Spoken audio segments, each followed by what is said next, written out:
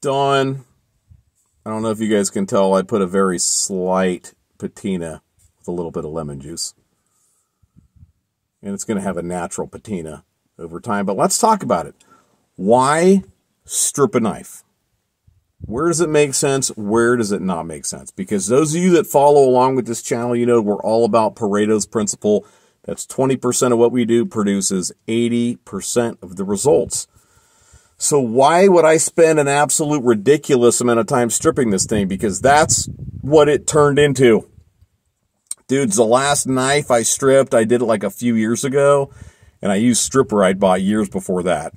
I happen to spend most of my time between two states, though, and both states have gone to more environmentally friendly solvents.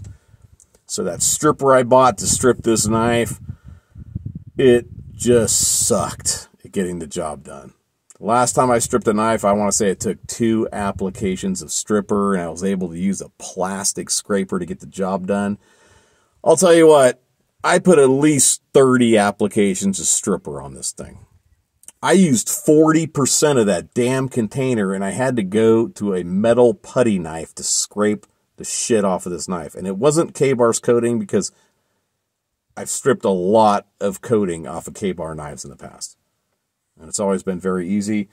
I think it's just the quality of the solvent. It sucks ass. So our government is so freaking smart that it went to a less caustic solvent, but now I got to use 15 times as much to get the same job done. So good job, government.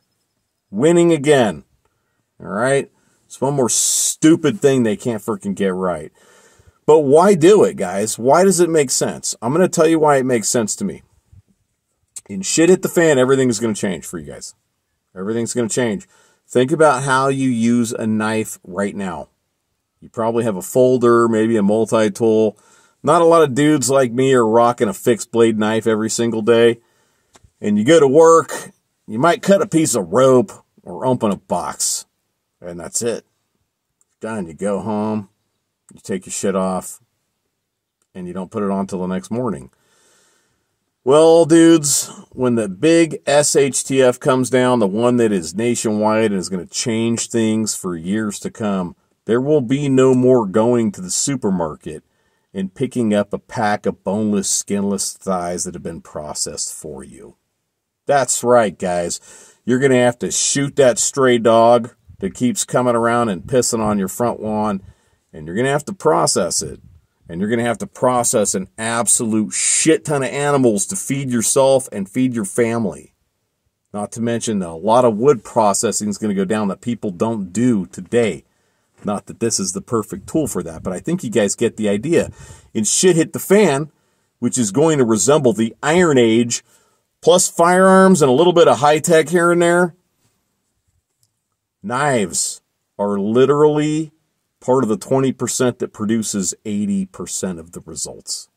So, now that we've talked about that, does improving the performance of this knife by 20 to 30% make sense? To me, it does. I'd rather have not taken like 11 hours to get the damn job done. Now, of course, I was bouncing around and doing other things while I'm waiting for the stripper to work. But I'd rather have that old school stripper and see the whole task completed in like 90 minutes. Didn't go down that way. But at any rate, it was still worth it to me. This particular knife falls into that working knife category. It's one of those knives that's going to do all kinds of stuff for me, not just after shit hit the fan, but right now. And that's why it makes sense to invest that time. I'm going to use this knife to butcher my livestock, butcher game, work in the kitchen, wear it on my hip, and use it all the time. So it really makes sense. Another thing that those coatings can kind of hose you on is they can actually clog up certain sharpening tools you have. If you have whetstones, or let's take my Falkniven DC4, for example. The black ceramic, but it's fairly abrasive, actually. That side, it will get gummed up, you know, with coatings. And I've seen it happen in the past with my Falkniven DC6, which is basically the same thing, but smaller. So that can be a little bit of a concern as well.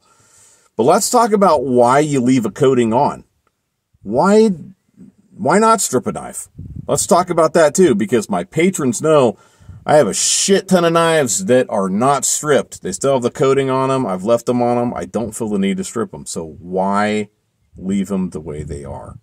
Well, I think there's a number of reasons. For example, let's say you're all tacked out and shit and you got your freaking chest rig and you have a knife right here on your chest rig like this.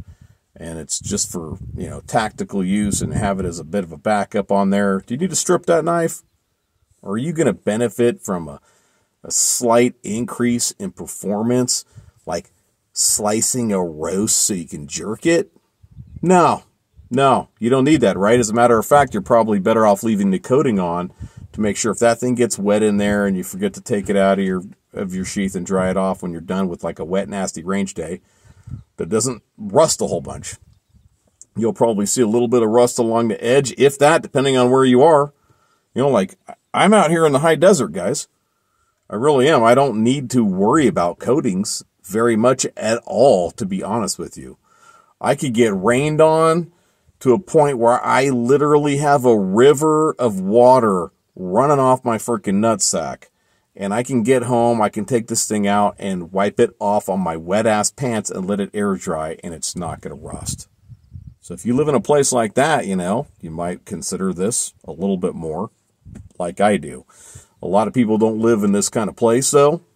And so if you live within 100 miles of the coast, for example, and this is in my personal experience, that salt in the air gets blown quite a distance from the sea. And it will cause corrosion on unprotected metal items, depending on how you keep them, how you care for them, and all that kind of stuff within 100 miles, and maybe even a little bit further, depending on where you're at.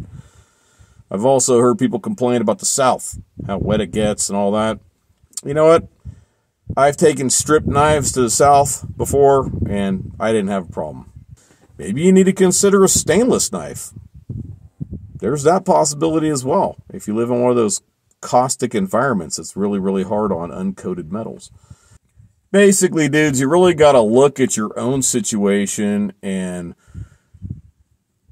look at it through that shit hit the fan lens, man. Put that filter on, take a look at it, and go, is it worth it? Is it worth the time to see an increase in performance?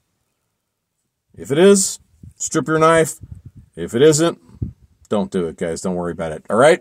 That's it. I'm going to leave it right there. Like the video. Share it with someone who's into freaking knives. Subscribe to the channel. Guys, check out my Patreon link in the description if you like my content and you like what I'm doing. I've got tons of extra content on there as well that you can take advantage of if you're a patron. And that's it, guys. I'll see you in the next one.